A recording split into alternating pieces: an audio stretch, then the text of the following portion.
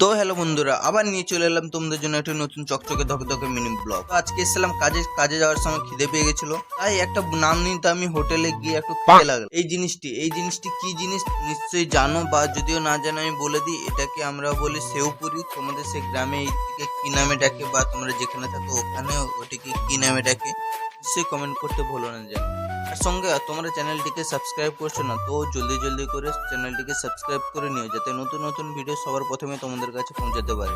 তো জিনিসটিকে কত রকম জিনিস দিয়ে বানাচ্ছে তোমরা দেখতে থাকো। ভিডিওটি ভালো লাগলে নিশ্চয়ই লাইক করে দিও।